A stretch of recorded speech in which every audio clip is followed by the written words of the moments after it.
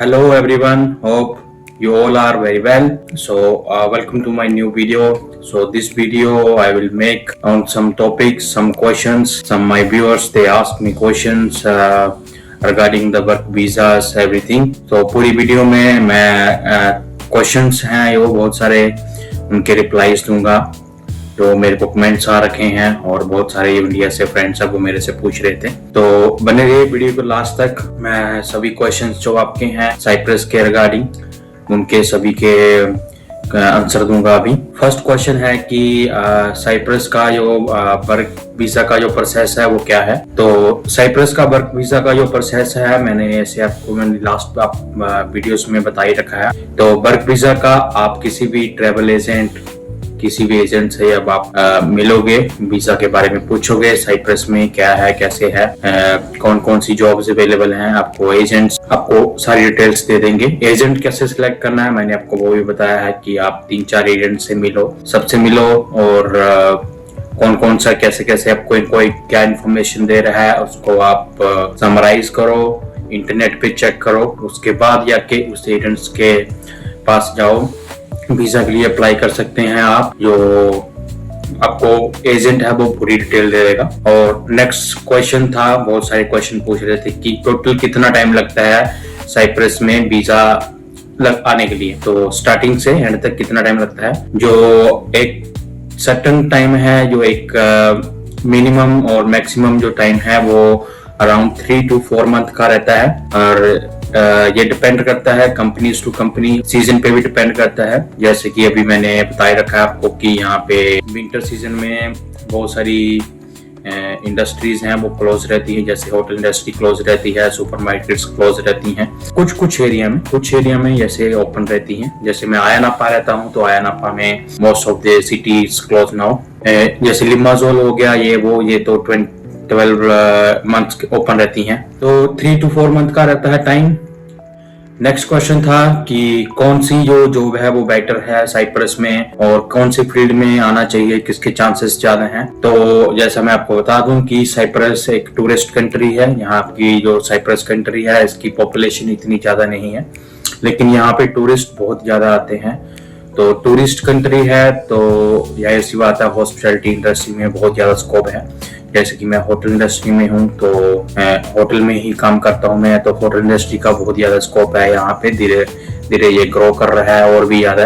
आप किसी एजेंट से मिलोगे, अच्छे से बात करोगे उनसे, तो वो आपको होटल इंडस्ट्री के बारे में जरूर बताएगा। कुछ लोग होते हैं उनके क्वेश्चन और भी थे कि यहाँ की जिनके पास एक्सपीरियंस नहीं है वो क्या करें। तो वो दूसरी इंडस्ट्री में बात कर सकते हैं, सुपरमार्केट्स वगैरह में, कंस्ट्रक्शन के काम में, डिलीवरीज के काम में, उनके बारे में भी आप कर सकते हैं। लेकिन मेरे को हॉस्पिटैलिटी इंडस्ट्री की नॉलेज है तो मैं आपको ज्यादातर जो क्वेश्चंस के आंसर है वो भी इसी के रिलेटेड दे पाऊंगा।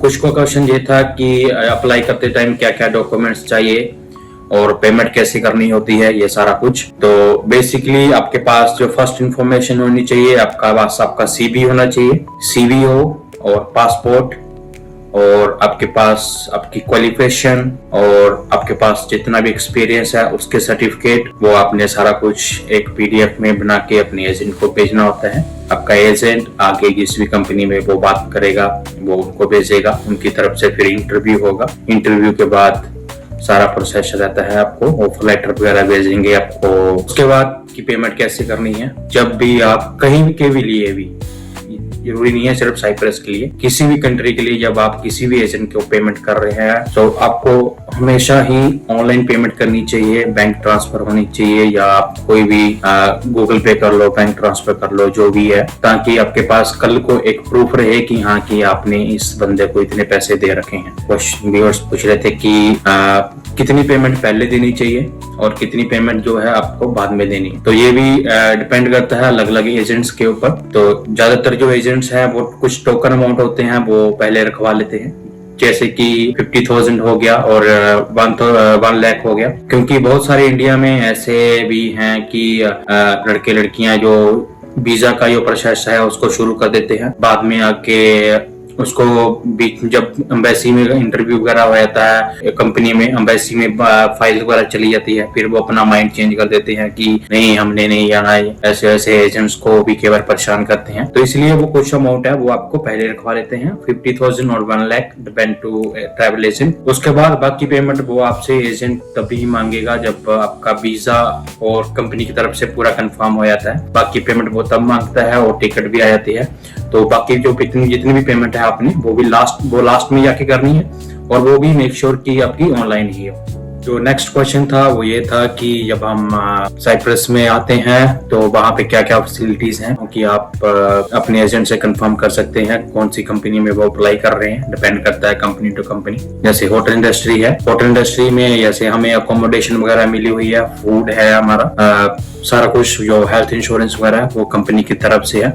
एक और क्वेश्चन था कि जो अकोमोडेशन है उसमें हस्बैंड वाइफ है वो साथ रह सकते हैं या नहीं रह सकते हैं। और ये आप अपने जिस भी कंपनी में आपने अप्लाई किया है वहां पे डिपार्टमेंट में, अच्छा डिपार्टमेंट में या आपका क्वालिटी मैनेजर जो होता है उससे कंसर्न कर सकते हैं। चांस कम होते हैं लेकिन अब जब आप बात करोगे तो आपको कोई ना कोई वो सोल्यूशन दे ही देंगे। अदरवाइज मैंने आपको बता ही रखा है कि अगर आप जो सी भी कंपनी में काम कर रहे हो उनमें अगर अकोमोडेशन नहीं लेनी आप बाहर जाके ले सकते हो। जो डिपेंड करता है एरिया टू एरिया, लेकिन जो आयानापा में जो रूम का जो रेंट है वो अराउंड 400 यूरो टू 500 यूरो के आसपास है, तो आप रह सकते हो एक साथ। एक क्वेश्चन और था कि how we reach there. So Cyprus में आने के बहुत सारे तरीके हैं। अब इंडिया जैसे आपको पता है कि धीरे धीरे ग्रो कर रहा है, तो बहुत सारी कंट्रीज में वीजा जो है वो इजीली मिल जा रहा है अभी। तो साइप्रस में आने के लिए आप स्टडी वीजा पे अभी काफी स्टूडेंट आ रहे हैं, क्योंकि जैसे कि आपने देख रखा होगा कि कनाडा और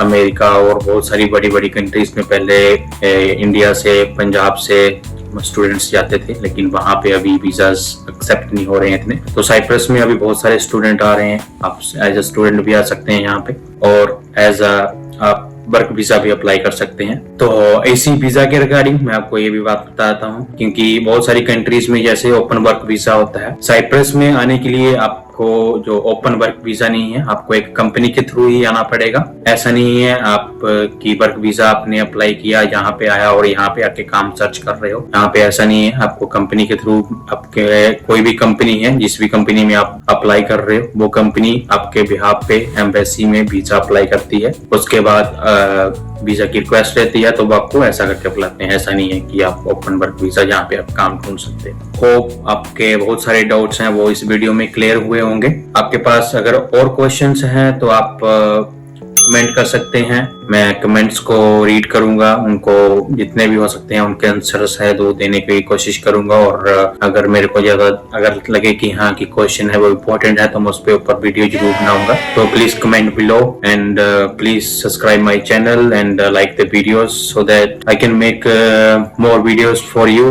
I can give you the more informations. Wow.